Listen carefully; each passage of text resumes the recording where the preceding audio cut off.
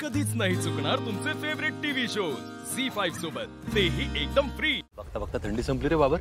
हो ना साहेब, उन्हाळा चालू झाला आता। झाला चालू। अर्जुन दादा, ए पोरांनो, सुटली का शाळा? हो आता डायरेक्ट घरी पळायचं, इकडे तिकडे जायचं नाही। जावा। साहेब काही म्हणा, पण तुमच्या जोडीला एक नाही अख्खा जिल्हा ओळखतो। अरे असं काय नाही बाबर। बरं चहा बोलेल दे। कशाला साहेब? असू दे दे। बरं ऐक, चिंचूक येतोय, मग येतो आम्ही, तू चल पुढं। बर चालतो। कुठं राहिला चिंचुके?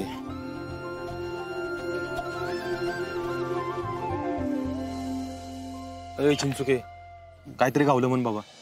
साहेब नाहीच का? अहो साहेब, मंदिराकडचा सगळा परिसर पिंजून काढला। अहो खालच्या आळीला सुद्धा जाऊन आलो। कुणालाच काहीच माहित नाही, असं कसं होईल चिंचुके? कुणीतरी काहीतरी बघितलं असेल ना। साहेब जी काय केलंय का नाही, लय गुपचूप केलंय बरं का। आमच्या वहिनींना नेमकं तेव्हाच जायचं होतं देवळात। वहिनी मंदिरात जाणार आहेत, ती नेमकं कोणाला माहित होतं? त्या अँगलने पण विचार करून बघितला मी चिंचुके, मला विशेष काय गावलं नाही। म्हणजे बघ ना, वहिनींना ते बाळ देऊन कुणाला काय मिळणार आहे? आणि मुळात वहिनींना ते बाळ द्यायला आणलंच कोणी, कुठून? ती बी आहेच म्हणा। माझा ना चिंचुके आडकित्ता झालाय, आडकित्ता। दोन्ही बाजूनी कसाट्यात गावलोय। एका बाजूला दादा वहिनींचा आनंद आहे, दुसऱ्या बाजूला एक काम आहे। चिंचुके ती नोंद करून घ्यायची का नाही मला तेच कळा। नोंद करून घेतली ना, सगळ्यात जास्त घरातले रागवणार आहेत माझ्या, माहिती का तुला? नाराज होणार। साहेब म्हणजे ही नोंद महिला बाल कल्याण विभागाकडेच जाते ना? तीच तर। आणि मी काल चौकशी करून बघितली, कोरेगावला यायला इकडे तिकडे फोन करून बघितली, काहीच कुठंच काहीच गावलं नाही। साहेब तुम्हाला एक बोलू का? बोल बाबा बोल, एक नाही 10 गोष्टी बोल। माझं ना डोकं फुटायची वेळ आली, माहिती?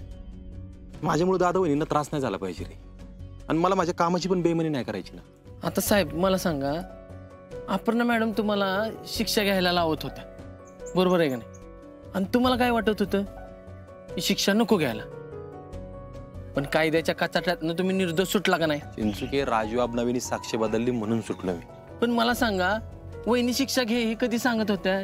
ज्यावेळेस त्यांच्या पोटात बाळ होतं, तरी त्यातनं मार्ग निघाला का नाही? चिंचुके, मला काम माझं करायचंय रे नीट, पण घरात गोंधळ होणार आहे हे तुम्हाला माहिती।